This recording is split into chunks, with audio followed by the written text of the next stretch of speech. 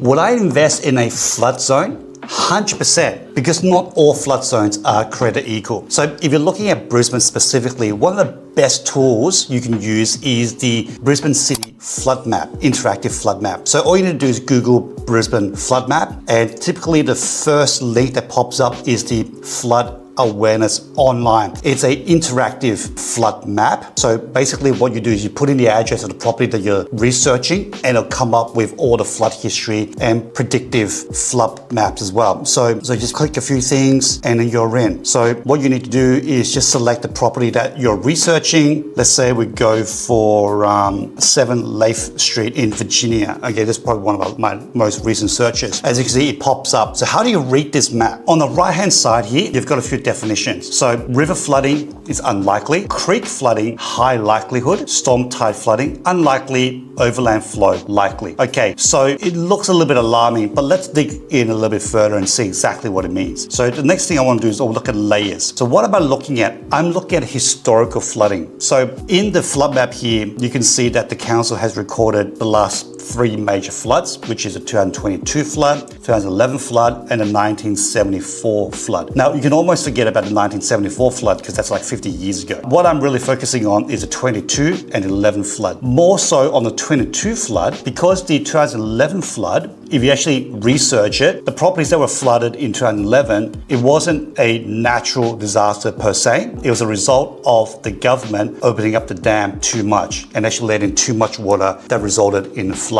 So a lot of properties were affected in 2011. There was a class action against the government and, they won. Not the government, but the people who sued won. So 2011 is not the most accurate measure of whether this property has substantial flood risk or not. It's more at 2022 because that was the most recent natural disaster, natural flood. So I'm going to unclick 2011 and let's see whether this property is still flooded. So as you can see, yes, this property was flooded in 2022. If I want to get super technical, what I want to do is I actually want to go and download the flood report. And this report is going to give me a very comprehensive study on the historical flooding and also projected flood risk as well. So the flood report has loaded, and what's loaded is a PDF report. So as you can see from the report, it's very detailed. It has the address of the property. It has the DP numbers. It also shows historical floods and possible flood risk. So what I'm looking at is the elevation first. So the green bar here is the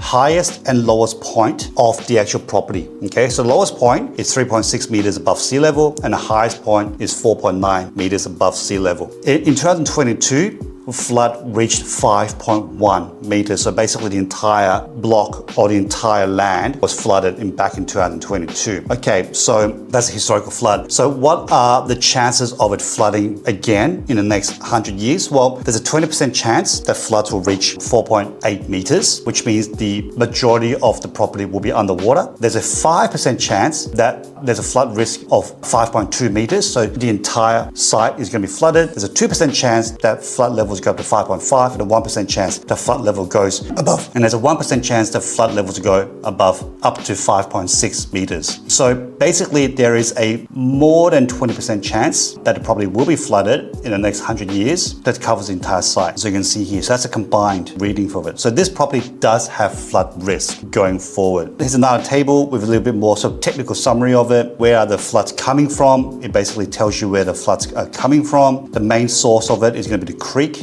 and the waterway, and here are the likelihoods and where the floods come from. Now, by knowing this information, you could potentially put in some flood barriers if council permits or whether the property permits. So there's certain measures that you could potentially do to reduce the flood risk to the actual property. But this property here at 7 Leith Street in Virginia, it's definitely a property that has substantial flood risk. And as an investor, you can buy this property, but you need to adjust for the insurance, and you also need to adjust for the potential rent and potential valuation of the property as well. Let's have a look at another property here, which we know about, and let's see if this property has any flood risk. Okay, so it's 41 Park Road in Milton, and this probably looks pretty decent. Has it got river flooding? Has low likelihood. Creek flooding, unlikely. Storm overland flow, unlikely, unlikely, unlikely. Looks pretty good so far. Was it historically flooded? So no. it wasn't flooded in 2022. Water levels only reached up to here. How about 2011? No, water levels only reached up to here. And for good measure, 1974, no, water level only reached up to here. So this property does not have historical flood risk, and it's got unlikely flood risk going forward. Let's download the report and see what the report says. All right, fantastic. We've downloaded the report, and what does it say? This property has no flood levels. This property is not flood affected. Fantastic. NA, not applicable. Fantastic. So this is a great property from a flood risk perspective. So here you go. So this tool is really, really useful when you're looking at properties to buy in Brisbane. And like I said, not all flood risk is created equal. You have to look at historical flooding. The 2022 is the most important one to look at. And you also need to look at the likelihood of flooding in the future and where the elevation sits in terms of potential flooding. The next thing you need to understand is if there is a property that has potential flood risk, you have to understand what the insurance implications are. So it's worthwhile speaking to an insurance broker and ask them about insurance for that particular property that you're looking to buy. And also look at what the potential rental income and valuation of the property is in respect to the potential flood risk. All right, guys, hope you enjoyed this video. Then please hit the like button, please subscribe so that you can get more tips on how to buy commercial properties effectively.